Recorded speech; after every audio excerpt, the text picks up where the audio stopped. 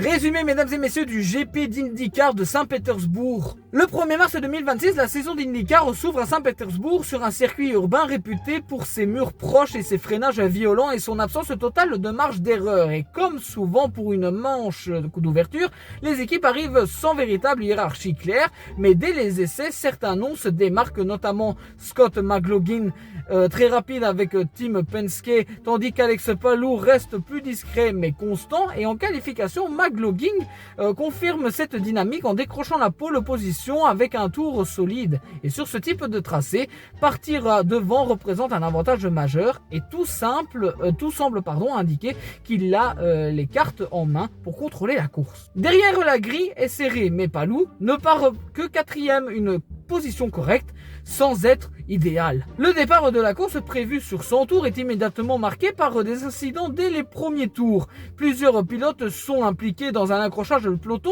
dont le rookie Mick Schumacher, contraint à l'abandon presque immédiatement. Ce début chaotique rappelle la nature impitoyable de ce circuit urbain. Après la relance, McLaughlin prend le contrôle de la course. Il mène, impose son rythme et semble gérer parfaitement la situation, mais en arrière-plan, la stratégie commence à se dessiner et c'est là que la course va basculer. Alex Palou opte pour une approche différente. Il plonge son premier relais beaucoup plus longtemps que ses concurrents, roulant en piste libre pendant que les autres passent par les stands. Ce choix stratégique lui permet de gagner de temps sans avoir besoin de dépasser directement ses adversaires. Un autre événement majeur va accélérer ce basculement. Scott Dixon, l'un des prétendants à la victoire, subit un problème lors de son arrêt au stand. Une roue mal fixée provoque son abandon, éliminant un concurrent direct et ouvrant davantage la voie à Palou. Une fois la stratégie complètement déroulée, Palou se retrouve en tête. À partir de là, il impose un rythme que personne ne peut suivre.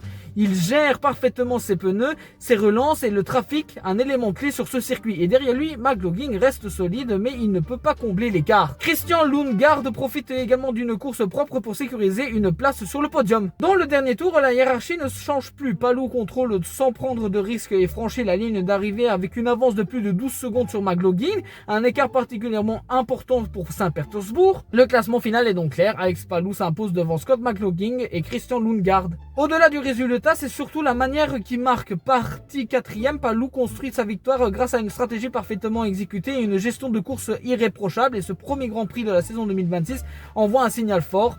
Palou et Chip Ganassi Racing sont déjà au niveau, tandis que Penske et McLaren restent en embuscade. La hiérarchie commence à se dessiner et une chose est certaine, la saison est lancée avec un leader très solide.